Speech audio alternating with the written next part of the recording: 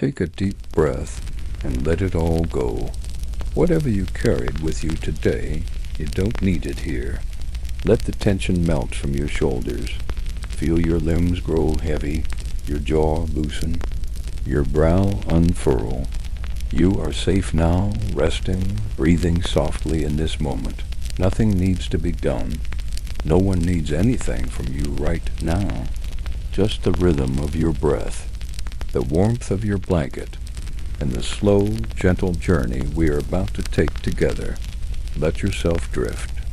Let your eyes become heavy, because tonight we travel far, far away, to a world both distant and familiar. Our story tonight begins in the heart of the 20th century, behind a curtain drawn tight across half the world, where winters are long, windows frost over, and everything echoes like a whisper in a stone hallway. Our story today begins in the Soviet Union. You live in a modest apartment building made of concrete and silence. It's called a Khrushchevka, named after the man who ordered them to be built practical, fast, uniform. From the outside, all the buildings look the same, gray, boxy, a little tired. But inside there is life. Yours is a small flat on the 5th floor. The stairwell smells faintly of boiled potatoes and old wool, and the elevator never works. You know each step by feel, even in the dark. You take off your boots in the little entryway, where a threadbare rug lies curled at the corners. The radiator groans in the corner like it's dreaming, puffing out heat that smells faintly of rust. The wallpaper peels in quiet corners, yellowing gently with time. A samovar sits in the kitchen like a sleeping animal, waiting to be lit for tea. And above the stove, a wooden spoon hangs on a hook your grandfather carved himself back before the war. Everything here has a story. Everything matters, even if no one says it out loud. The morning starts slowly. Your alarm is not a clock, but the muffled footsteps of neighbors above you, and the thin light that creeps through your frost-glazed window. Outside, the street is quiet. A few bundled figures stand waiting for the tram, their breath fogging in the air like ghosts. Snow crunches underfoot, and the sky is the soft gray of ash. In the kitchen, the kettle whistles weakly. You make tea with a sugar cube. Just one rationing is tight, and luxuries are for holidays. You wrap your hands around the chipped ceramic mug, breathing in the warmth. There's not much for breakfast. Maybe black bread and a smear of lard or jam if it's payday. But it's enough. You eat in silence, listening to the faint hum of the radio in the neighbor's flat state news, monotone and steady, like a lullaby of authority.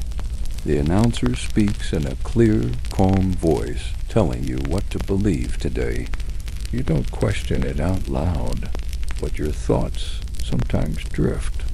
You dress in layers, everything woolen, patched, and handed down. Your mother still keeps a sewing kit and an old biscuit tin, just in case a button falls off. Outside, the air bites. You pull your scarf high over your chin and walk with your hands deep in your coat pockets. On the wall of your building, a bright red banner reads, "Glory to Labor." A painted portrait of Lenin watches the street like a patient ghost. At the corner, you see the same old woman selling sunflower seeds in tiny paper cones, her face weathered and wise. She nods to you, not smiling but not unfriendly either. You nod back, and for a moment, that's enough. No words, just quiet recognition in the cold. The tram screeches as it arrives. You step inside, packed shoulder to shoulder with other riders, everyone quiet, everyone staring straight ahead. The windows fog up quickly, and the world becomes a blur of gray and white. No music plays. No one laughs. Just the steady rhythm of steel wheels and the occasional cough. You look at your hands, gloved and still. You think about the day ahead factory work, perhaps, or hours in a dim government office, sorting papers that no one will ever read. And yet you carry on. Not out of fear, not entirely out of obedience, but out of rhythm. Life here is built on rhythm, on quiet repetition, on waiting, and sometimes waiting is beautiful. At work the hours tick slowly. You do your job carefully, without rush. There's pride in doing it well, even if no one notices, even if you never speak your thoughts aloud. Around you, other workers move like clock hands. There's something comforting in it, something soft about knowing what comes next. In your pocket, you carry a worn photo, maybe your father in his uniform or your mother holding you as a baby. You touch it sometimes like a prayer. At lunch, you sit with coworkers and eat from your metal lunch tin. Cabbage soup, perhaps, or potatoes with a bit of pickled cucumber. No one says much, but the silence isn't cold. It's just part of life. When the workday ends, you walk home under a sky that turns blue, then violet, then black. The street lamps flicker on, casting long shadows on the snow. The city feels quieter now, as if it's exhaling. You pass the bread store and see a small line still forming, even though shelves are nearly empty. You think about stopping, but you don't. Tomorrow is another chance. At home, the apartment is warm. The radiator still hisses, and the tea kettle waits. You light a candle, even though electricity is working, just for the feeling of it. Shadows dance softly on the wallpaper. You take a moment to sit by the window, watching the snow fall in slow spirals, catching the yellow light from the street lamp outside. And for a while, there is only that. The hush of evening, the creak of old furniture, and the warmth of being inside. The snow doesn't stop. It falls through the night in soft, lazy drifts, catching in the cracks of window sills and blanketing the rooftops like powdered sugar. Somewhere in the distance, a train whistles through the darkness. Its sound long and low, a single thread pulled through fabric. You hear it in your sleep, not loud enough to wake you, but enough to color your dreams. In them you're a child again, bundled in scarves and mittens, riding that very train through pine forests and across frozen rivers, pressing your nose to the window, watching the trees fly by in a blur of white and green. Even your dreams in this place are slow, textured, gentle. They are stitched with the same threads as the world outside your window, quiet, steady, and layered with memory. Morning comes not with an alarm, but with pale gray light filtering through thin curtains. You wake slowly, as if surfacing from a deep lake. The radiator clicks softly, and your breath curls into the air before vanishing. You don't rush to rise. There's no rush for anything here. You lie in bed for a moment, eyes half lidded, feeling the weight of the blanket, the shape of the pillow, the familiar ache in your legs from yesterday's walk. Outside, the world is muffled. The snow continues to fall. You smile without opening your eyes. When you do rise, you move carefully, as if not to disturb the spell of the morning. You put on your slippers, thick felt things your grandmother made by hand, with the little embroidered stars still visible on the toes. The linoleum is cold beneath your feet. You boil water for tea and open the tiny kitchen window just a crack, letting in a breath of fresh, cold air. It smells like birch bark and chimney smoke and something ancient. You watch the world below. The woman with the sunflower seeds is already at her post, bundled in layers like a nesting doll. A boy in a fur-lined shonka drags a sled behind him, his cheeks flushed pink with cold. The world stirs, but gently. No honking cars, no busy footsteps, just the long exhale of a city that moves in silence. You spend the morning doing small things, mending a coat, sharpening a pencil, writing a list of items to look for at the market, even though you know most won't be available. Maybe you'll find apples, maybe not. You check your ration coupons anyway, folding them neatly into your pocket. There's a certain poetry in this ritual, a rhythm to living with less. You learn to find beauty in the things that remain, the softness of cloth worn thin, the gleam of clean glass, the feel of hot tea in your chest after a cold walk. By midday, the light outside has barely changed. It is a soft, endless winter dusk, the sun never climbing high, only peeking low over the rooftops. You walk to the post office to check for letters. The streets are quiet, your boots crunching on packed snow. A boy passes you on a bicycle, wobbling slightly on the ice. He nods at you. You nod back. No one speaks much in winter. Even the birds are still. In the post office, the air smells of paper, glue, and wool. You wait in line without impatience. When it's your turn, the clerk greets you by name. There's no letter for you today. You thank him anyway and head home with your collar pulled high, the snow falling gently onto your scarf. At home again, you peel off your layers one by one: coat, scarf, gloves, boots, and hang them neatly on the rack. You pour yourself another cup of tea and sit near the window once more. You take out your notebook and write, not for anyone else, just for yourself. Just the sound of the pencil scratching against the page, the warmth of the tea in your chest, and the snowfall painting the world white. You write about small things, how the wind sounded this morning, how the bread store smelled yesterday, how you miss the sound of the sea, even though you've only heard it once.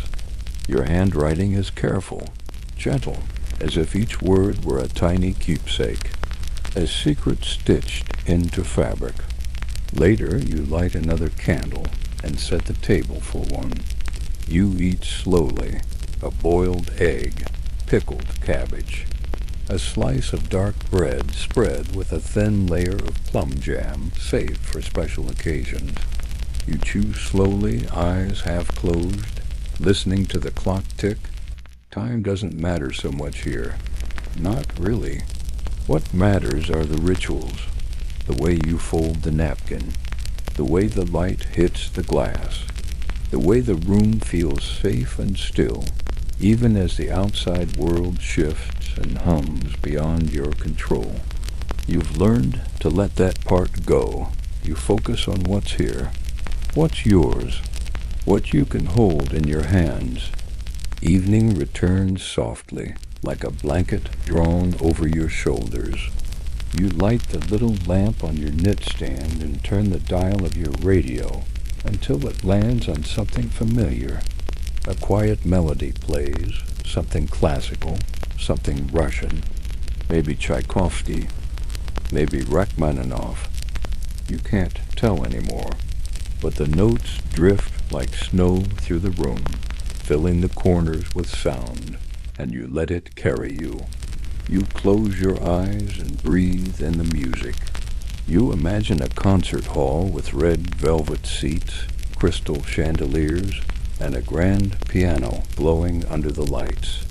You imagine yourself sitting in the front row, hands folded, coat draped over your lap, listening to every note like it's the last one left in the world. Then softly the music ends, and the quiet returns. You tidy the apartment slowly, folding your blanket, setting the teacup in the sink, placing your pencil carefully back into its tin. You turn off the lights, leaving only the lamp to glow warm and soft, like the sun behind clouds. You change into your night clothes, brushing your hair in slow, steady strokes. You open the window just a bit, just enough to let in the cool breath of night, and then you slip under the covers, pulling them high beneath your chin. The sheets are cold at first, but they warm quickly, holding the shape of your body like memory. Outside, the snow still falls. Inside, you are safe. Inside, you are home. You sit at the window for a long time, hands curled around the mug, your breath faint on the glass. Below, the courtyard lies empty, except for the metal jungle gym coated in frost, and the pale shadow of a cat slinking along the wall. Somewhere, a television flickers in a neighbor's apartment, faint blue glow behind. Laced curtains, and you hear the distant buzz of a variety show. Its canned laughter cutting softly through the stillness. It's strange, isn't it? The way everything feels suspended. Not sad, not joyful, just suspended. Like the whole world is holding its breath. That's how it feels here. Most nights in the Union, nothing really moves fast. Things don't rise or fall with much drama. Life hums at a low, steady frequency, and after a while, that hum becomes a kind of comfort. You leave the window and move through the apartment, where every object has its story. The wardrobe with the broken hinge that your uncle mended, with a bent nail. The table your grandmother once brought in from the countryside, scarred with heat rings and pencil marks. The quilt on your bed, stitched from a dozen coats, long outgrown. You move slowly, with the care of someone who knows how long things take to earn, and how quickly they can disappear.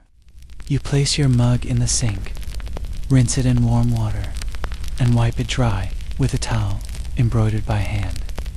No dishwasher here, no microwave, no television big enough to fill the wall. But it's enough. Somehow, always enough. Dinner is quiet. Maybe it's stewed beets, black bread, and cabbage again, or a little sausage saved from a holiday market. You eat slowly, chewing in rhythm, with the ticking of the old clock that hangs above the door. You've had it as long as you can remember. It's not quite level, and it ticks a little too fast, but you don't mind. Its sound reminds you of your childhood, of long evenings in your parents' home, when the lights flickered and your father read the paper aloud in a low voice. You remember the smell of his pipe, the softness of the armchair where you sat on his lap, and the rustle of the curtains as the wind tried to find its way in. You were always warm, somehow. Even in winter, tonight, like many nights, you sit and read. It's an old book, passed to you by a friend who got it from someone else, who got it from someone else, and so on. The spine is cracked, the pages smell faintly of dust and ink, and the margins are filled with tiny penciled notes. You run your fingers over them like Braille. Some of the books you read are banned, technically, but you're careful. You know when to hide them. You know how to listen for footsteps on the stairs, and how to close the curtain just enough. But reading feels like breathing. It stretches your mind beyond the gray walls and into worlds, filled with color and ideas and voices louder than you are allowed to speak. Outside, the snow falls heavier now. It hushes the world like a thick woolen blanket. You wrap yourself in one too, and sit near the radiator, letting its dry warmth seep into your bones. You close your eyes and listen to the small sounds of the building pipes groaning. A neighbor walking above you, distant music played too softly to recognize. You try to guess the song. It might be a lullaby. It might be a hymn. You imagine someone dancing to it in secret, alone in their kitchen, arms outstretched, eyes closed. and you smile. The evening drifts on, long and soft. No rush, no urgency. This is how the days unfold in the Soviet Union measured. Quiet, slow. You might write a letter tonight in careful cursive, using a pen your aunt gave you from Leningrad. You keep your letters folded in a drawer, with stamps from old republics Georgia, Kazakhstan, each one a little square of art, of memory. You light another candle. You think of your cousin who lives near the Black Sea, who once sent you a photo of a warm beach and palm trees. It felt like another world. Later, you prepare for bed. Your pajamas are worn but clean. You pull the heavy blanket up to your chin and curl onto your side. The walls of your room are thin, and you can hear your neighbor across the hall humming to himself as he brushes his teeth. You know that sound well. You hear it every night. There's comfort in that, too. People being people, even quietly, even unseen. Your bed creaks gently as you shift, and you press your cheek to the pillow that still smells faintly of sun from when you hung it outside last summer. That sun feels far away now, but you remember it. It's stored in the cotton, in your memory, in the body, and as you lie there, eyes closed, breathing slow and steady, you think not of politics or power or anything with teeth, but of the small things that make life feel real. The click of a lock turning in the door, the creak of wood in a warm room, the brush of cold glass against your fingers, a spoon stirring tea, a voice on the radio, a snowfall so soft it feels like time itself is pausing to listen. This is your life, not the life they write about in the papers, not the one on parade floats or posters, but the quiet life, the real one, the one built on moments so small you might miss them if you weren't paying attention.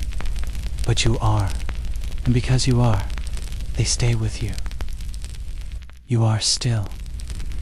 You are warm. You are safe. Sleep is near. The room hums with stillness, not silence, exactly. There is always some whisper of life, some quiet breathing of the walls, the occasional groan of the radiator or creak of the floorboards, but the stillness is deeper than silence. It's like the building itself is sleeping beside you. The bed holds you gently, like arms you've known your whole life. You stare at the ceiling, watching the shadows drift, the candlelight flickering like reflections on water. There's something almost holy in the slowness of it all. No harshness, no rush. Just a long moment stretched into a soft, weightless eternity. As you begin to drift, your thoughts loosen like thread. You remember a walk in the woods last spring, the way the thawing earth smelled like hope. You remember your mother singing under her breath while stirring soup, the way her voice trembled on high notes, like a bird trying to stay in the air. You remember your childhood bedroom, how you used to trace the cracks in the ceiling like constellations, making up stories to put yourself to sleep. The stars may not be visible now, not through the clouds or the fogged windows, but they are still there. They always were. Just like the stories. Just like you. Tonight, the wind picks up slightly. You hear it brushing against the building, whispering across the bricks like fingers trailing across a blanket. It carries with it the scent of snow, of distant chimneys, and pinewood smoke. You imagine the forests far beyond the city limits, silent, white, and deep. The kind of places where time forgets to pass, where wolves still move in silence and trees lean in close, listening to secrets that humans have long forgotten. Somewhere out there, the land is wide and unbroken, stretching farther than any train can go. But for now, your world is smaller, quieter, closer. A bed, a breath, a story softly unfolding. You think of your grandfather's stories, how he used to speak of the war in that low, steady voice of his, never dramatic, never with fear, just as a fact. A memory tucked away like a medal in a drawer. He taught you how to tie knots, how to tell direction from moss, how to find the North Star even when the clouds rolled in thick. He told you once that bravery wasn't loud. It was patient, it was quiet, it was surviving in small ways. You remember that now, lying still beneath the covers. Bravery here is not resistance or rebellion, it is boiling water every morning. It is saving sugar cubes for visitors. It is sharing a book, even when it's forbidden. It is staying kind in a world that forgets to be. And in this moment, that quiet bravery feels like the only thing that matters. You roll gently onto your side. The sheets rustle softly, and you tuck one arm beneath your pillow, eyes half closed now, your body fully relaxed.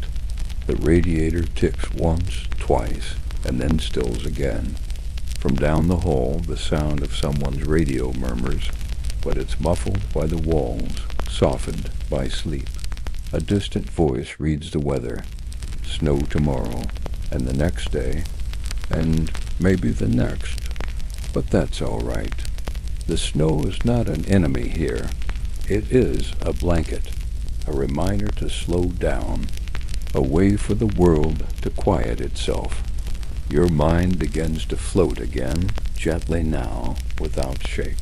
You imagine walking beside a frozen river, your boots crunching in the snow, scarf wrapped high, the horizon painted in shades of silver and slate. You hear the faint crack of ice as it shifts beneath the surface, deep and slow. You picture the sky above you, heavy with cloud, but peaceful. No planes, no towers, just open sky, soft and endless. In the distance, a village smokes with life, a single chimney, a single light.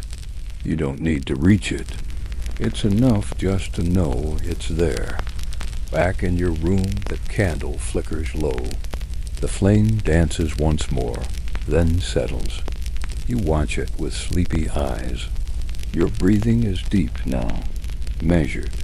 The kind of breathing that only happens when everything in the world is still and safe. You feel your legs grow heavier, your arms softer, your chest rising and falling with a gentle rhythm. You're not thinking anymore, just listening, just feeling, just resting. And then, softly, like snow landing on a windowsill, you sleep. When dreams come, they come like drifting clouds, weightless and unhurried. You find yourself walking through a familiar courtyard, though no one else is there. The buildings are the same gray and tall, windows blinking like tired eyes, but the light is different. It has a golden haze to it, as if the sun finally decided to show itself just for you. You walk slowly, hands tucked into your coat, the cold air not biting, but crisp, clean, and soft against your cheeks. Every footstep echoes quietly, the snow crunching underfoot like paper being folded, the sky above holding you gently in its vast, wintry palm. There is something about walking through a city that feels half asleep, that brings a peace too big to name.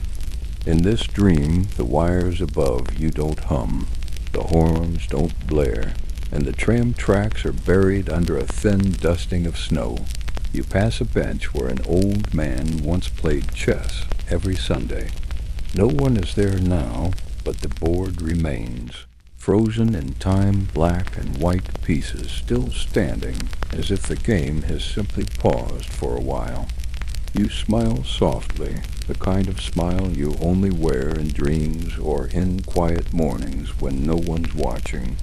Everything here feels like it's waiting, but not impatiently, just still.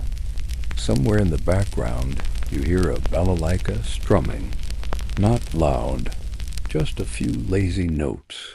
a melody you almost recognize. You follow the sound, your feet moving slowly, like the world itself has slowed down to match your pace, past the bread shop, past the rusted playground where the swings creak softly in the breeze, past the laundry lines that hang between buildings like ribbon. The music gets a little clearer. Someone is playing from an open window, high above. You don't see them, but you feel them. You stop beneath the window and close your eyes. The music washes over you like sunlight on cold skin. You stay like that for a long time. And then, just as gently as it came, the dream shifts. Now you are inside. You're not sure how you got there, but you're sitting at a table, and everything feels warm. The walls are wooden, covered in old photographs, the kind with white borders and faded faces. There's a kettle on the stove steaming gently, and the smell of honey and black tea fills the room like a lullaby. Across the table there's a chair, empty but not lonely. Someone was just sitting there, maybe, or maybe it's for you. You run your fingers along the edge of the tablecloth hand-stitched with tiny red flowers, and you remember this place. Or you dream that you remember. It doesn't really matter. In dreams, memory is a soft thing, pliable and kind. You feel your whole body relax, like even your bones are tired. What a good tired. The kind that comes after a long walk through snow. The kind that says you've made it. Outside the window, night has fallen again.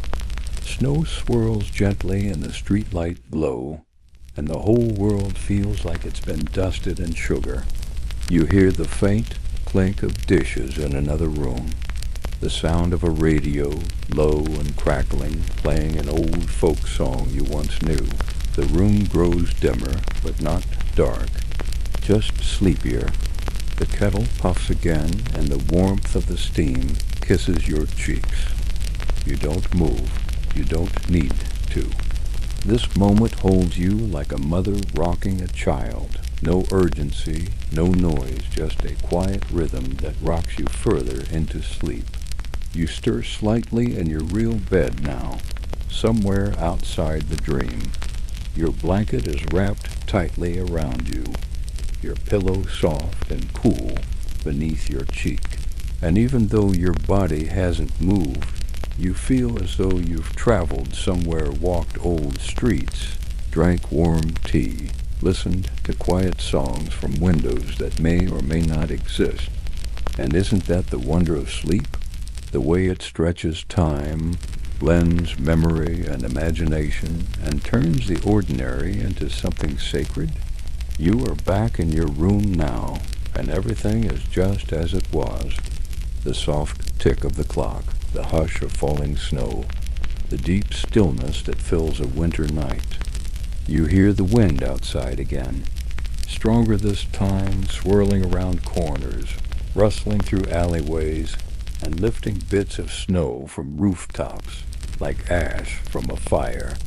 You imagine it reaching through the city over silent parks, across icy rivers, past monuments, and marble halls.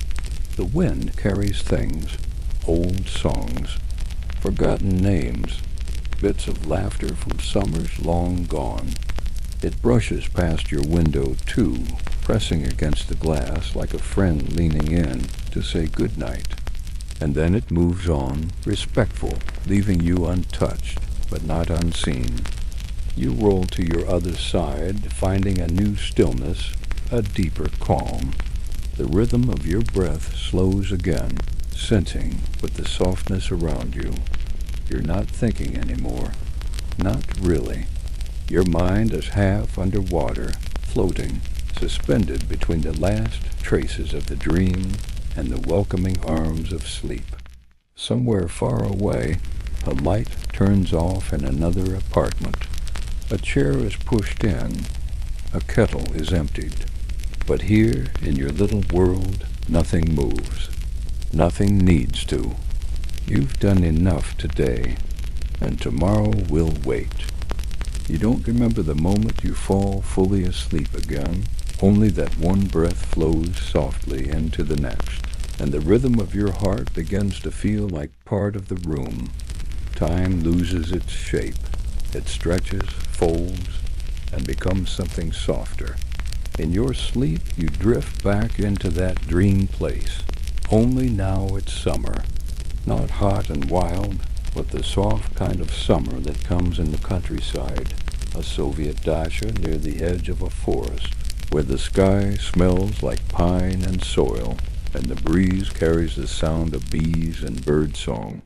You are there somehow, standing barefoot in the garden your aunt used to tend, between rows of cucumbers, dill, and cabbages, with the hem of your linen shirt catching the warm wind. You can hear the rustle of birch leaves like whispers from above, and the far-off cry of a cuckoo bird echoing once, then twice. The earth is warm under your feet, the kind of warmth that seeps slowly upward, filling you from the ground. You stoop down, brushing dirt from your palms, and pick a tomato that smells like sun. It's not a grand feast, but it's real. You take a bite, and the juice runs down your chin. No one watches, no one cares, and in that stillness you remember what it means to be full not of food, but of quiet moments. In the dream, you move through the garden like a ghost through memory. You water the flowers. You stack chopped wood. You pull open the creaky shed door and find the same blue enamel bucket chipped at the rim. Even in dreams, these things stay the same. The echoes of simpler days preserved like amber, held gently in the corners of your mind. Later, you sit on the porch steps, arms resting on your knees, watching the shadows grow long across the grass. The samovar inside begins to hiss, and you hear the clink of teacups being arranged on the tray. Someone hums a tune you haven't heard in years, and it makes your chest ache, but not with sadness. It's the ache of remembering something beautiful that you thought you had lost. That deep, gentle ache of nostalgia that never stings, only warms. You turn your head toward the sound, and for a moment you see them faces from long ago, seated at the table, sipping tea, sharing stories you can't quite hear. They're not gone. Not really. They exist in this moment, this dream, this slow breath between now and sleep. When you blink again, the dream shifts once more, and you are older. The dacha is smaller now, almost faded, and the air carries a different chill, not of winter, but of time past. You run your fingers over the wood of the door frame, now splintered and soft with age. Inside, the wallpaper has peeled, the bookshelves are thin, and yet it still smells like mint and old books. The same kitchen towels hang by the stove. The same worn kettle sits on the coil burner, waiting to be lit. You close your eyes and listen, really listen to the silence. There's something sacred in the way nothing moves. This is how the Soviet summer cottages were, modest, hand-built, half-forgotten, yet deeply, deeply loved. They were retreats not just from the city, but from the watching eyes of the world. In places like this, people spoke a little louder, laughed a little more, and let themselves be human again. Back in your real bed, you shift slightly, murmuring in your sleep. The dream doesn't end. It just recedes like a tide. The room holds you once more. You are under your blanket, the air cool against your face, your arms warm beneath the sheets. The radiator groans again, old pipes stretching, as if they too are waking from a long sleep. A clock ticks, tock, tock, tock. Slow, measured, hypnotic, you are between worlds now. Not quite in the dream, not quite awake. Suspended in a space where time moves like honey, and every sound feels like a lullaby. The building around you is resting. You imagine your neighbors curled in their own beds, wrapped in their own dreams. A mother and her child breathing in sync. An elderly man with medals hung above his bed, fingers folded on his chest. A young couple lying back to back, the hush between them saying more than words. You do not see them, but you feel them like gentle weights pressed into the earth, helping to keep the world still. This quiet unity, this invisible thread that connects every soul behind these concrete walls, is something no banner ever captured. It is the real strength of the people, not thunderous, not fiery, just constant, steady, and quietly tender. The wind brushes your window again. A fresh wave of snow begins to fall outside, slow and wide and endless. You picture it layering softly on balconies, car roofs, and pine branches. No rush, no sound, just falling, just settling. You breathe in deeply, and your lungs fill with warmth. You breathe out, and the world exhales with you. There is nothing more to do, nothing more to be. Let yourself drift. Let yourself dissolve into the hush of this night. Your dreams flow now not as isolated memories, but as a slow, uninterrupted current, a long ribbon of thought and place, history and breath, weaving you through the rooms of time. Now you're seated in a classroom. The year is perhaps 1961, and the air smells of chalk, ink, and melting snow from boots left at the door. You sit at a wooden desk, smooth from generations of students, resting elbows on its surface, and outside the tall windows, birch trees sway in the bitter wind.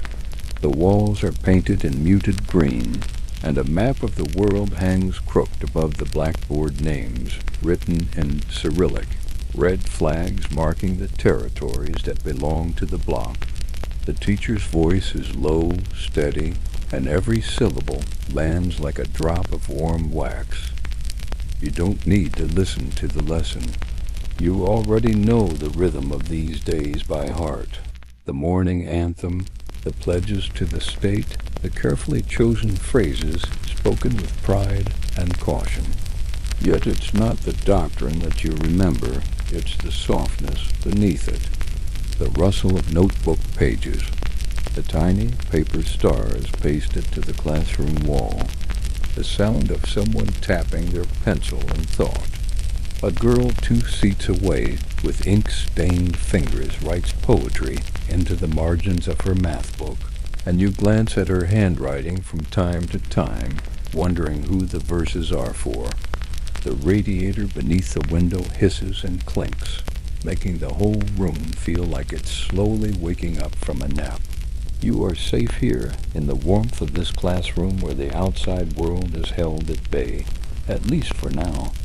Later the bell rings, and you walk home through slush and snow, your boots laced tight, your scarf pulled up high over your chin. The streets are wide and mostly empty, cars few and slow.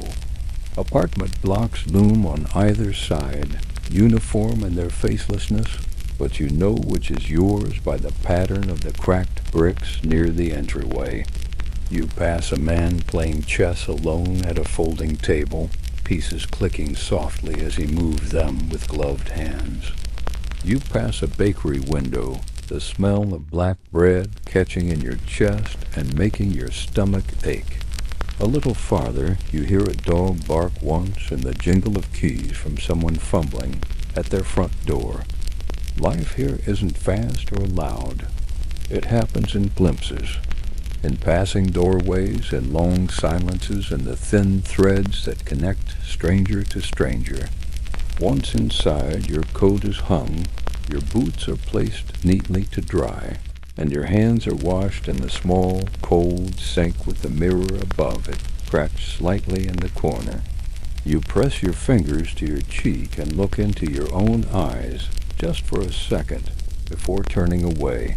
You boil water for tea again. You'll always boil water for tea.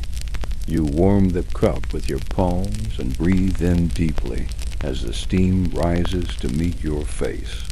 On the windowsill sits a small jar with a clipping of ivy, its single leaf curling toward the pale light. It's not much, but it's green, and in winter, green feels like a miracle. Night arrives early here. The sun slips away by late afternoon, and the world outside your window turns to watercolor. The snow reflects the glow of street lamps, casting everything in soft orange and blue hues.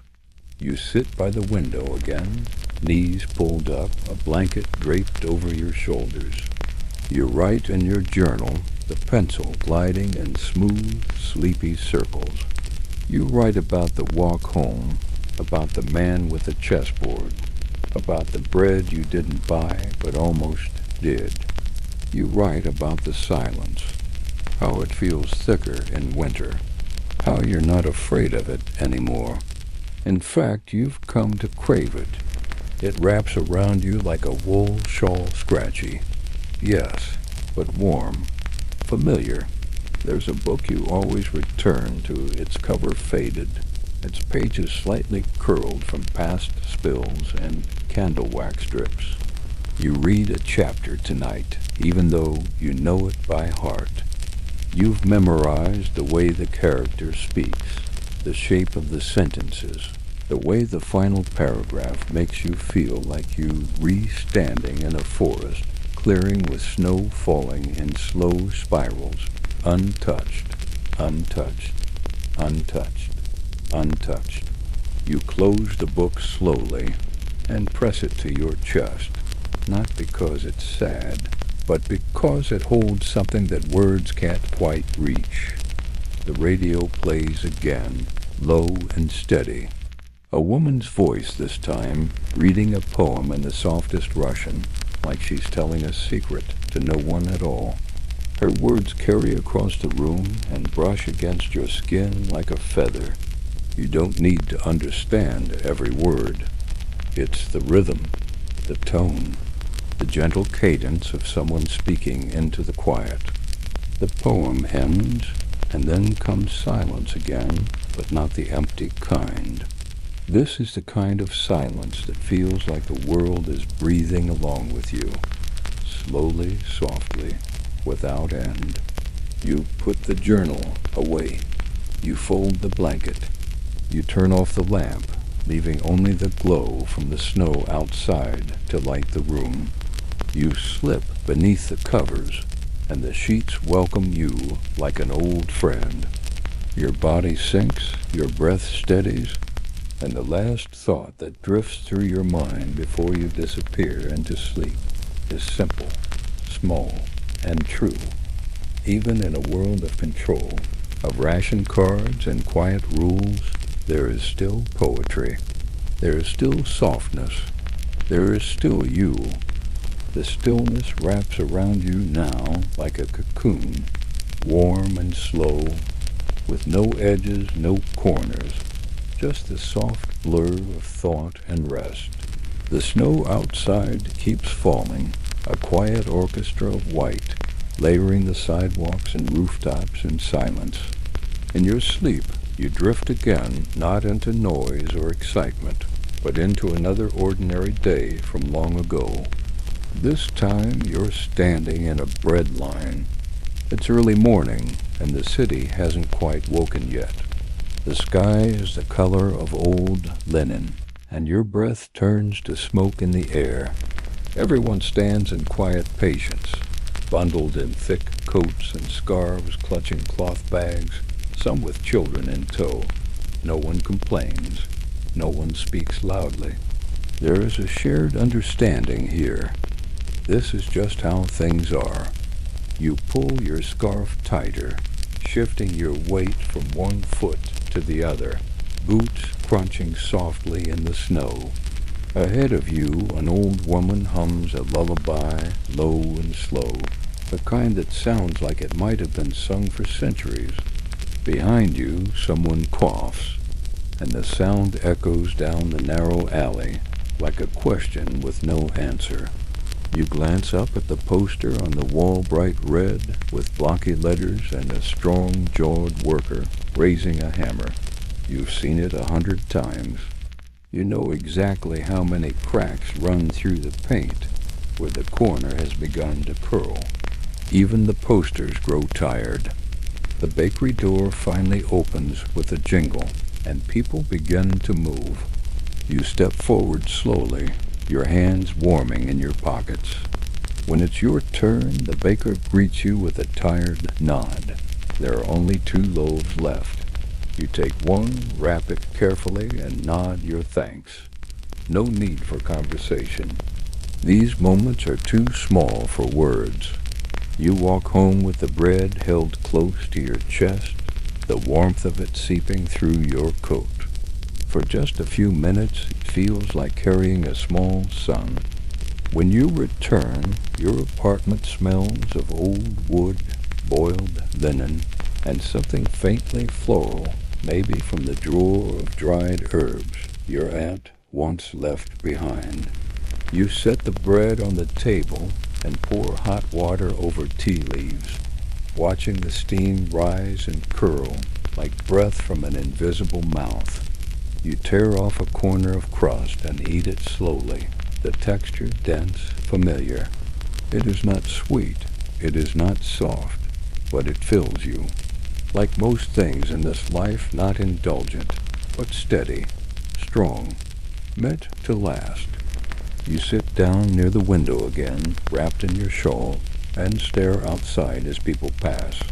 Some you know by name, some only by the way they walk. There's the young man from the factory, his cap always tilted to one side. There's the school teacher, tall and always looking just ahead of her feet. There's the woman with the little white dog who never barks, just trots beside her like a shadow. And there you are too, reflected faintly in the glass soft-eyed still, wrapped in the light of a gray morning. There is nothing remarkable about this moment, and yet something in you wants to hold on to it forever. As the afternoon slips in, you begin to clean, not out of need, but out of habit.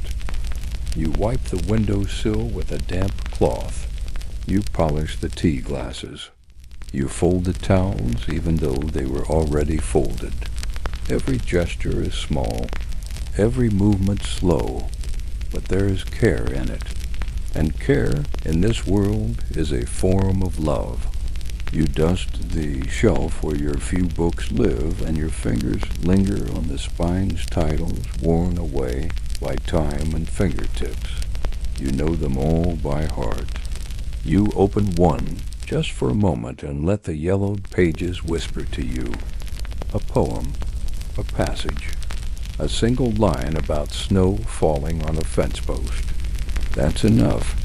By the time the sun begins to set again, if you can call it that, since the sky barely brightened, to begin with the candles come out. You light one near the stove, another by the window. You don't need many, just enough to keep the shadows soft. The apartment glows with a hush, flickering gently like a dream. You pour the last of your tea into a chipped cup, wrap your hands around it, and sip slowly.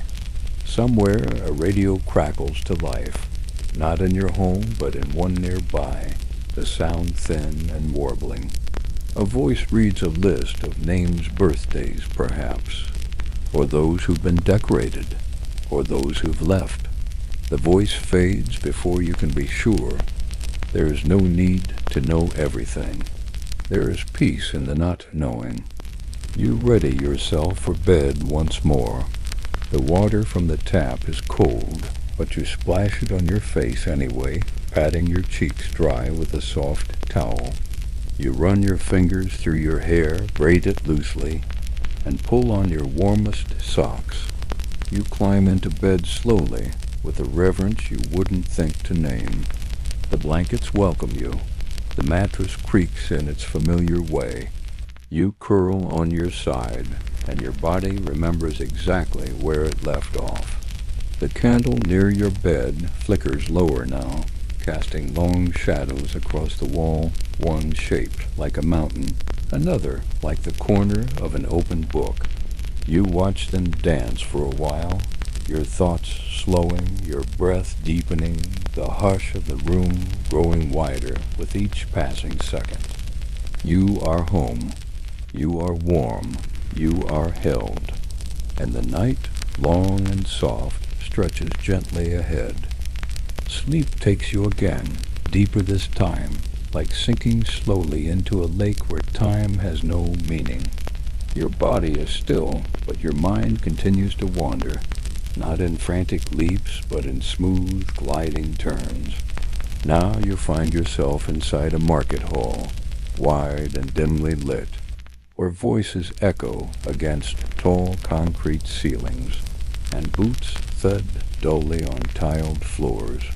The stalls are sparse potatoes in wooden crates, rows of pickles in cloudy jars, a stack of wool socks knitted by hand.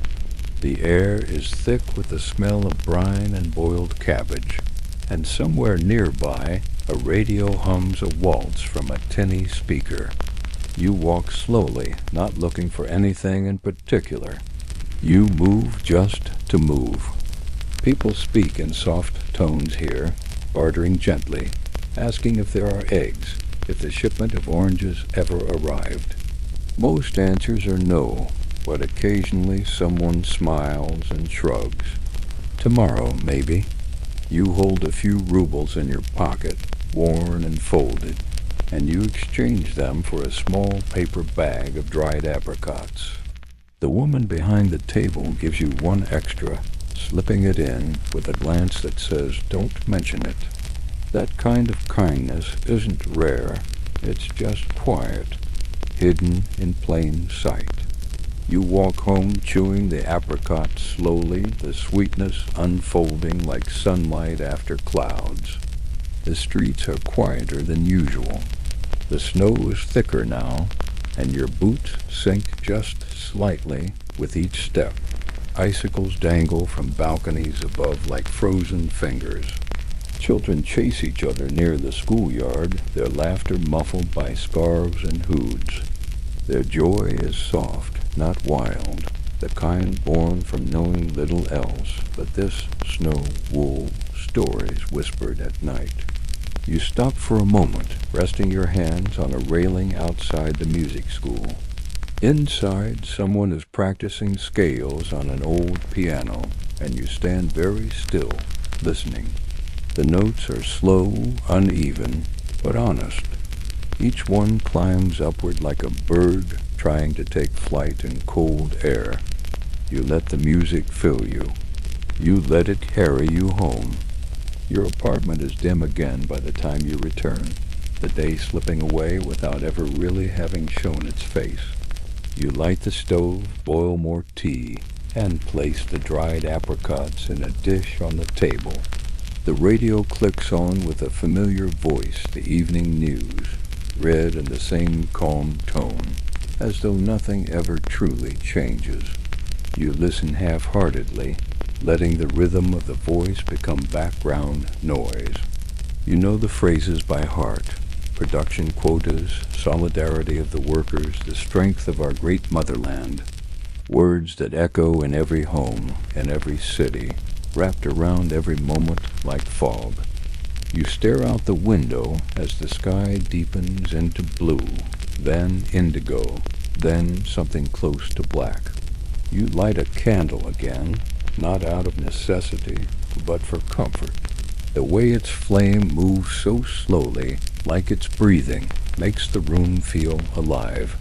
You sit beside it, wrapping your blanket tighter, and return to your notebook. You don't write much tonight, just a few lines.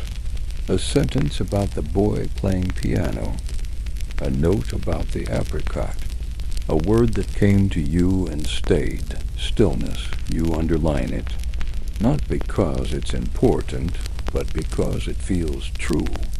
There are photo albums on your shelf you haven't opened in years. Tonight you pull one down. The cover is worn, the corners rounded. Inside, the pages are yellowing and brittle. You turn each one with care. Black and white photographs smile up at you, relatives you never met, young faces in heavy coats, posed in front of trains or snowy doorways. There's your father as a young man in uniform, his expression quiet but proud. There's your mother on her wedding day, her veil crooked, eyes crinkled with laughter.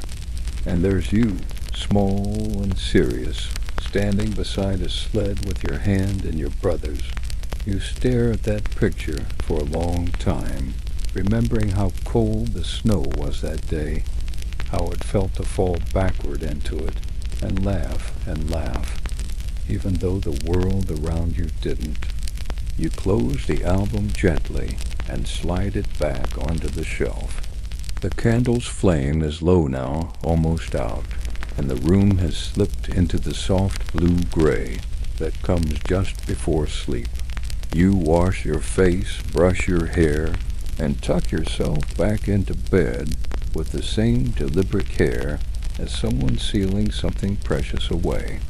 The sheets are cold only for a second, and then they warm to meet you. Your head sinks into the pillow like it's known you for years. Outside, the wind picks up again, and somewhere a tram hums along the tracks in the dark, a sound like a lullaby sung just for the city. You lie there, half asleep, thinking of all the ordinary things that filled your day, the bread, the market, the silence between songs. None of it spectacular, none of it grand, but all of it real, and somehow that's what makes it beautiful. There's no need for more. Not tonight. Not in this life. There's only the stillness, the candle's final flicker, the snow brushing the windows, the knowledge that even in a world made of limits, there are endless ways to rest, to dream, to feel full. And as your breathing deepens and your thoughts scatter like soft ash in the wind, you drift into a sleep that feels not like escape, but return. Sleep has fully embraced you now, not as something that pulls you under, but as something that wraps around you with patience, with softness, with the familiarity of a lullaby you've never quite forgotten. In this deep place of rest, your dreams begin again, but they feel less like stories now, and more like sensations. You're walking through a quiet museum, one that might exist only in memory. Its hallways are long and empty, the lights warm and low, casting a gentle glow over artifacts resting behind glass. There's a rusted samovar, a threadbare worker's cap, a child's school uniform from decades ago. The floor beneath your feet creaks with every step, but no one asks you to hush. Here, silence is the language. Time, the guide. You pause before an old typewriter. The keys are warm, the metal slightly bent. A sheet of paper sits inside it still, though it's blank. You reach out not to press the keys, but just to rest your fingers gently over them, to feel the coolness of iron, to listen for the stories it once carried. Maybe someone wrote love letters on this machine. Maybe it belonged to a poet who had to hide his verses between the lines of state-approved essays. The weight of lives lived quietly, fully, invisibly. It hangs here like perfume in the air. You close your eyes and let it settle over you. The next room is a kitchen, preserved just as it was in 1975. Wooden cabinets, a cracked teacup, a faded lace curtain that lets in golden light. The radio sits in the corner, silent now, its dial still tuned to a long-forgotten frequency. You sit at the table and lay your hands flat on the surface. The warmth from a memory rises up through your palms. A birthday, a game of dominoes, a conversation that ended in laughter, not arguments. You don't need to remember the details, just the feeling, the calm, the fullness. You stay there in that chair, in that golden light, with nothing pulling at you, no news to digest, no expectations, no fear, just a kitchen, a chair, and the hush of memory. Back in your bed, the quiet is thick now. You haven't moved in a long while. Your breath is long, deep, and steady. Every inhale brings the coolness of the room into your lungs. Every exhale lets go of something heavy you didn't know you were carrying. You are weightless, held. The walls around you, plain and chipped and quiet, feel almost holy. There is something sacred about this simplicity, about these nights when all you have is what you need. Warmth, stillness, and a single light flickering behind the glass. Outside, the snow has paused. The wind has stilled. Even the city has taken a breath. A car passes below, slowly, its tires rolling soft against the fresh snow. Its headlights glow briefly against your ceiling, then fade. You watch the shadows shift, then return to their original shape. You feel the shape of your body inside the blankets, the heaviness of rest, the quiet press of fabric against skin. Your fingers are relaxed. Your jaw is loose. You couldn't move even if you wanted to. But you don't want to. You found something here, a slowness, a peace, a rhythm that belongs to no government, no era, no flag, just to you. You remember, dimly, an afternoon long ago, a park bench, pigeons fluttering near your feet, a man playing accordion near the fountain, the notes warbling and beautiful in their imperfection. You sat with your back straight, coat buttoned all the way up, eyes watching a little girl twirl in the snow, her laughter spinning in circles around her. You didn't know her. She wasn't yours. But her joy belonged to everyone in that moment. Even to you. You remember smiling without meaning to. You remember wishing the music wouldn't stop. And maybe it hasn't. Maybe it's still playing in the background of your dreams, tucked behind every footstep, every page turn, every breath you've taken since. There's something about living quietly in a world that asks you to be loud. Something strong about soft people surviving in hard places. You've done that. Not with fists or speeches, but with tea, with knitting, with waiting in line, with sharing half a loaf, with writing poems no one will ever read. This is your legacy, as much as any monument or medal. The invisible work of living, of loving, of staying gentle, even in the cold. The radiator ticks again one last time for the night, and then falls silent. The snow outside begins again, but even slower now, the flakes drifting like ash from a lantern. You feel them, though you're not outside. You feel them in your bones, softening you further. You are drifting again, not in story, not in thought, but in pure rest. A rest so deep that even dreams must whisper. So deep that the world could end, and you would still be safe here, beneath this quilt, in this room, in this small, quiet life that has always been enough. You are sleeping now, not just your body, but your memory, your thoughts, your name. You are more than one person here. You are every neighbor who's ever leaned out a window, every girl who's written her name in a book margin, every old man who's stirred sugar into tea by candlelight and listened to the snow fall. You are home. You are Soviet dust and tea and echo and breath, and you are asleep.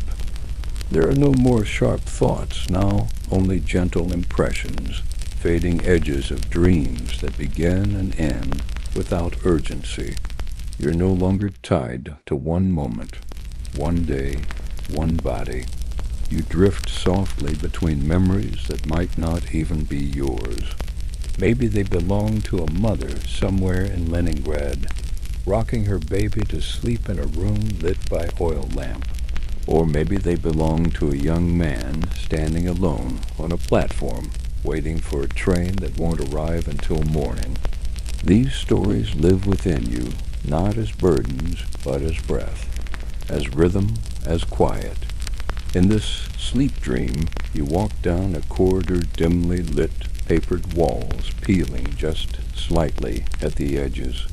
The floor creaks underfoot, but not in a frightening way. It feels lived in, familiar. You trail your hand along the banister, fingers gliding over wood, worn smooth by decades of other hands.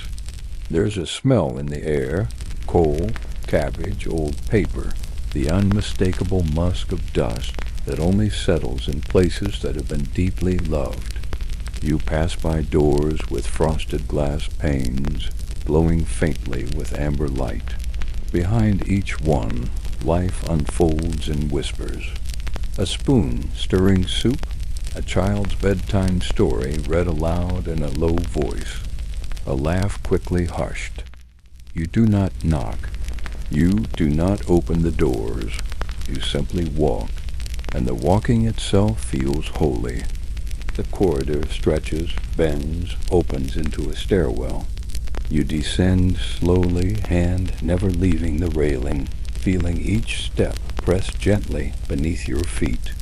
A breeze rises from below, cool, dry, and faintly sweet, like the scent of old books and cold stone. The air grows heavier as you descend, not oppressive, but full, like entering a library where every word has weight. At the bottom there's a room.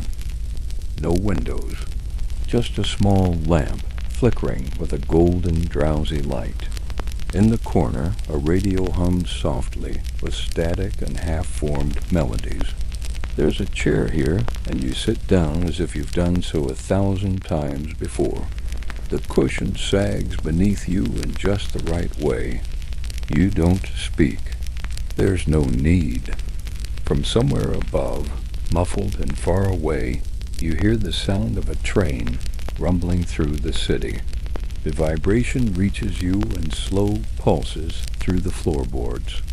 You imagine the people riding it tired, leaning against windows, their faces lit by yellow bulbs, their breath fogging the glass. You imagine someone staring out, seeing nothing but their own reflection, and feeling comfort in that solitude. There is peace in anonymity, and being part of a city too big to remember your name. There is peace in simply existing. The chair beneath you warms slowly. The radio's crackle softens. You lean back, eyes closed, and let your body go slack. You're so far from wakefulness now, it feels like a different lifetime. The kind where clocks don't tick, where names don't matter, where you are no one and everyone all at once. You've become part of the stillness, not a visitor, but a thread woven into its fabric. You are a breath of steam in a tea glass, the sigh of a woman folding laundry, the hush of snow gathering on a window ledge. You are the pause between footfalls on a quiet street. Above you, far above, the sky is beginning to change. Not brightening, not yet but softening. The stars retreat. The dark lifts ever so slightly, like a curtain being tugged by invisible hands. Morning is near, but it does not rush. It moves as the rest of the world moves here, slowly, patiently, with reverence for the quiet.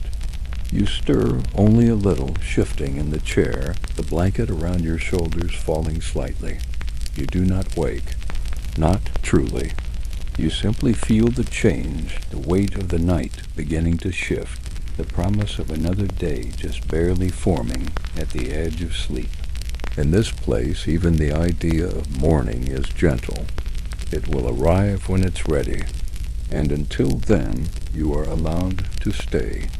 The floor is warm now beneath your feet. The walls hum with silence. No clocks tick. No voices rise.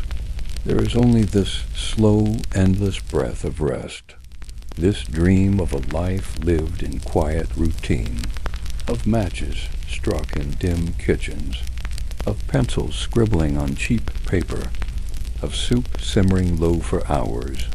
The dream of the Soviet evening, the Soviet sleep, the Soviet soul, so often misunderstood, but rich in its stillness. Not the silence of fear, but of care, of endurance, of survival through softness. Your breathing slows further, the world around you dims, and the dream, now stretched thin as silk, prepares to cradle you for the rest of the night. Now, the dream space becomes lighter, almost translucent. You're not quite in a room, not quite in a body. You are somewhere in between, floating through the soft folds of memory and sleep, like silk drifting in warm water. Your thoughts no longer come in sentences, but in textures. A wooden spoon resting in a pot. A patch of sunlight on a concrete floor. A hand, worn and steady, patting your shoulder without words. These aren't moments you can explain. They're feelings, shapes, shadows moving behind curtains. And they feel good, familiar, like coming home to a place you never left. You dream of a courtyard, the kind tucked between tall, crumbling buildings, hidden from the street, wrapped in ivy and rust. It's early spring in this dream, and the snow has only just melted. The cobblestones are wet, shining like spilled mercury in the dim morning light.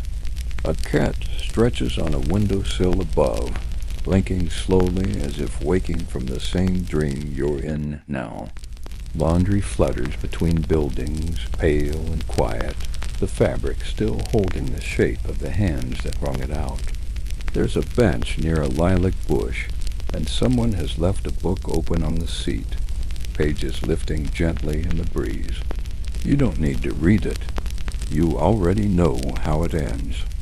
Somewhere nearby, water drips slowly from a broken pipe.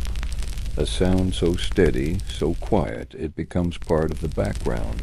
Drip, drip, drip, you follow the sound without moving. It carries you like a current into the next memory, the next room, the next flicker of warmth. Now you're sitting in front of a stove, not a modern one, but a big white tile stove, the kind that warms an entire room through its thick walls and deep belly of coal. You sit close, knees pulled up under your chin, the soles of your wool socks beginning to toast. The stove hums softly, radiating that dry, deep heat that settles into your bones. Someone behind you pours tea into 2 chipped glasses, slips a sugar cube into each. You hear it melt quiet crackles like soft snowfall. They hand you the glass, and it's hot in your hands, almost too hot, but comforting. The kind of warmth you don't want to let go of. You sip slowly, holding the rim of the glass with your fingertips, the tea smoky and strong, like time itself brewed it. You speak no words in this dream. There's no need. The stove speaks. The tea speaks. The silence says enough. You've always known this language, the one made of glances and shared heat and unspoken understanding. Even in dreams, it returns to you easily. A language older than revolution, older than borders, older than the sound of boots on snow. You rest your head against the wall now, and the warmth of the stove finds your spine. Your eyelids grow heavy, not because you're tired, but because the world around you has become so soft, so safe, so slow. There is no weight here, no tension, no questions that need answering. You are allowed to rest, truly rest. Not just the body, but the mind, the heart. Even your memories are sleeping now, curled up like cats on the edge of a bed, purring softly. Outside it has begun to snow again. Not heavily, just a fine drifting kind that spins like dust under a lamplight. You see it from the window, where frost flowers have begun to bloom on the glass. The candlelight inside the room flickers against the panes, painting long golden strokes across the walls. A radio hums low from the kitchen, just static now, the kind that sounds like wind across an open field. You listen to it like it's music, like it's a story you once heard and forgot on purpose, just to have the pleasure of remembering it all over again. As you lie back onto your cot, the blanket already warm from your body, the world outside continues its slow turning. Somewhere in the city, a tram glides silently over its tracks, the overhead cables crackling faintly. A janitor sweeps the floor of a school long since closed for the night. A nurse writes the last line of her shift report under dim yellow light. And here you are invisible to them, yet folded into the same sleep, the same breath, the same long exhale that connects every soul across the city tonight. In this moment you are not dreaming of heroes or histories. You are dreaming of survival, not the kind written about in books, but the small, sacred kind, the survival of the quiet life, the careful life, the kind that makes space for tea glasses, for slippers near a warm stove, for songs hummed under your breath while washing dishes, the kind of life that doesn't shout, it whispers, and you've learned how to listen. The room grows even quieter now, the candle dims, your breath slows, and sleep, true sleep, deep and unbroken, finally holds you in both hands. You have nothing to do. You have nowhere to be. You are here. You are home. You are still. Time has loosened completely now. Even the idea of morning feels far away, like a word you used to know, but haven't spoken in years. You are floating in a world that is neither then nor, only soft, only still. The dream has carried you into another room, another lifetime. You are in a library this time, a Soviet reading room, quiet and warm, where heavy curtains block the cold and dust dances in golden shafts of afternoon light. Tall wooden shelves surround you, filled with books stamped with the red insignia of the state. The smell of paper and glue and polished floors clings to the air like a scent you never stopped missing. The room is almost empty, except for the librarian, an older woman with kind eyes and a scarf wrapped tightly around her shoulders, and another man dozing upright in his chair, his hand resting gently on a closed book. You sit at one of the long tables near the back, where sunlight spills across the surface in pale stripes. There's a notebook in front of you, a pencil, a steaming cup of tea. You don't need to read. You just sit there, perfectly still, breathing in the quiet. You run your fingers along the edge of a book's spine, tracing the Cyrillic letters, letting the texture speak to you like a lullaby. You are not being watched here, not corrected, not told what to think. For these few slow moments you belong to yourself. Outside, the city moves without urgency. You dream of cobblestone streets dusted with snow, of trains arriving late and no one minding. You dream of a man standing in line for theater tickets, even though the performance has been sold out for weeks. He waits anyway, just in case, because here, waiting is not wasted time. It is a ritual, a gesture of hope, and you feel that hope now humming quietly under the layers of your blanket and the base of your throat. in the center of your chest. You walk home in the dream again, the sky lavender and soft, the air sharp with cold. You pass a wall painted with bright red letters. Be ready. The paint is chipped, faded. Even slogans grow tired over time, but you feel no fear, only peace.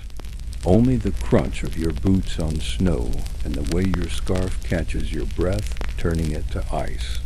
The world around you is simple, and in that simplicity, you found your rest. A kind of invisible freedom that doesn't come from rebellion, but from routine, from knowing what comes next, from finding beauty in the predictable, in the way the kettle always whistles, and the way your blanket always holds you. When you step back into your apartment, the windows are glowing orange from the sunset. The shadows have returned to their familiar corners, long and quiet. You put the kettle on, not because you need tea, but because the sound of it comforts you. You peel an apple slowly with a small knife, letting the skin fall in one long spiral into your hand. You place it in a bowl beside the apricots. You sit, you breathe, you exist. Nothing more is asked of you. And as night falls once again for the last time in this long, soft dream, the city folds itself in and begins to sleep. You return to your bed with a full belly, a calm heart, and a body that no longer feels separate from the room it rests in. You feel the pulse of the radiator against the wall, the weight of the blanket pressing gently against your shoulders, the way your hands come to rest just beneath your chin. Your breath deep, deep now moves like the tide, like wind across wheat, like a lullaby hummed in a mother tongue long before you learned to speak. The candle burns low now, barely more than a thread of light, and soon it will go out, but you are not afraid of the dark. You've learned to live in it, to listen to it, to rest inside it. The dark is where your memories live, not sharply, but warmly, blurred at the edges like photographs left in the sun. You see your grandmother's hands kneading dough, the curve of a church bell in the fog, a child's mitten hanging from a tree branch like a forgotten prayer. All of it drifts past you now, not to be held, only to be witnessed, only to remind you you were here. You mattered, even in quiet. The snow begins again, always the snow, falling so slowly it might be standing still. You hear it brushing against the window pane, the softest rhythm in the world. And beneath it all, deeper than anything else, deeper than history, deeper than sleep, is silence. A silence so rich, so full of meaning, it fills the whole room like light. And in that silence you rest. You are not alone. You are not forgotten. You are simply asleep. And now, only the deepest layer of sleep remains. There are no more rooms, no more dreams shaped like streets or stoves. There is only the hum of stillness, thick and velvety, cradling you like a lullaby with no words. You have become part of the quiet woven into it, like thread into linen. The world you came from has folded itself behind you, gently, without resistance. No need to return just yet. This is your place now. This gentle, weightless drift. The snow continues outside, layering rooftops and tree branches in silence. Somewhere, a dog stirs in its sleep. A tram sits idle at its station, its windows fogged over. The city breathes slowly just like you. Each breath a quiet affirmation. The world turns even in stillness. The world loves you even in silence. And stillness, more than anything else, is a kind of love. The kind that doesn't shout. The kind that stays. In this final dream, you're walking through a forest. Not a forest of fantasy, but a real one northern cold, bristling with tall pines and soft undergrowth. Snow covers everything, softens every sharp edge. Your boots leave narrow trails behind you, the only sign you were ever there. Birds flutter between branches overhead, their calls distant and gentle. A stream winds nearby, its surface mostly frozen, but beneath the ice, water still moves. You hear it, that low, secret sound of motion beneath stillness. That's what you are now, a quiet thing moving through a quiet world. You feel no cold, no need to speak. You keep walking. Ahead there is a clearing, in the middle of it a bench. You sit down and listen. That's all you do, just listen. To the trees creaking as they sway, to the snow falling like fine sugar through the branches, to your own breath steady, slow, deep. A blanket rests over your shoulders, as though someone had placed it there long ago, knowing you'd be here now. It carries the faint scent of homewood smoke, soap, clean linen. You close your eyes. You let yourself disappear into the sound of everything. And still your body lies in the apartment, back in that bed where the candle has gone out. The walls around you hold no secrets, only the faint echo of your breathing, the last sigh of the radiator as it cools. Somewhere in the building, a door clicks softly shut. Pipes murmur. A chair creaks. Life continues. But it does not wake you. It only rocks you further inward, deeper into the hush. This is the kind of rest that cannot be measured in hours. It is not something that heals just your muscles or clears your thoughts. It is the rest that reaches into your very soul, the parts of you that never speak, that carry memories you can't name, that hold on to long winters and quiet sacrifices and laughter shared over nothing at all. This is the sleep of generations, of workers and mothers and poets and wanderers, of people who have long known that silence is not emptiness, but shelter. And in this shelter you float. The snow outside piles gently against the window. The buildings sleep. The tram lines rest. Even the wind has slowed to a whisper. You lie still in the dark, the soft pulse of your breath, the only sound you need now. No voice calls your name. No task waits. You allowed completely to stay in this place of rest, to remain unnamed, unbothered, entire. In the corner of the room, the last flicker of firelight glows and fades. Shadows settle. The dream begins to fade too, but only because you no longer need it. The warmth is already inside you now. The stillness has already become yours. You don't have to hold on. It will hold you. And now all that remains is the breath. Soft, rhythmic, unhurried. You lie in the deepest cradle of sleep, your body so still, your mind so far from waking, that even dreams begin to dissolve like mist at dawn. But there is no rush for morning. It will come, of course, as it always does, but not yet. Not for a long while. This space, this in-between, belongs to you. You have earned it. In every moment of waiting, in every quiet tea shared, in every footstep over icy pavement, you have carved this piece for yourself. Somewhere across the courtyard, a light flickers on in a neighbor's kitchen. A kettle is set gently on the stove. Slippers shuffle across a creaky floor. A curtain twitches open. Life stirs faint and slow. But in your room, all is still. The walls hold your breath like a secret. The blanket lies heavy and warm across your shoulders. Your hands have stilled, your thoughts too. Even the tiny movements of your eyelids have ceased. You are held entirely in the arms of the night. Outside, the snow has stopped.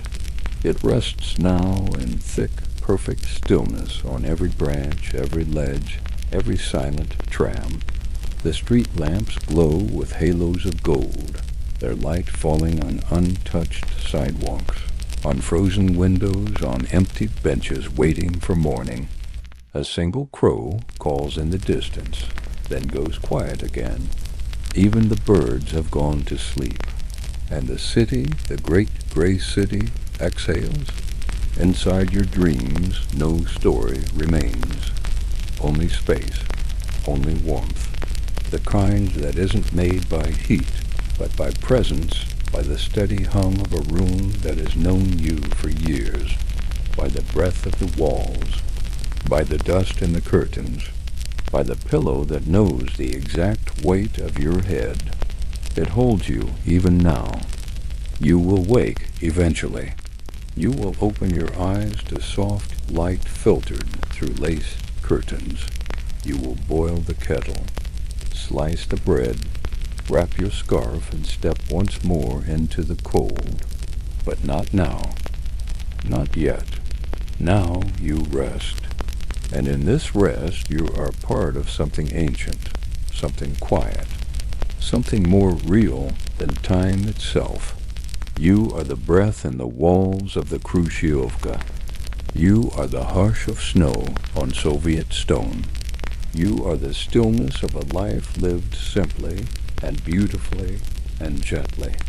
And now you sleep.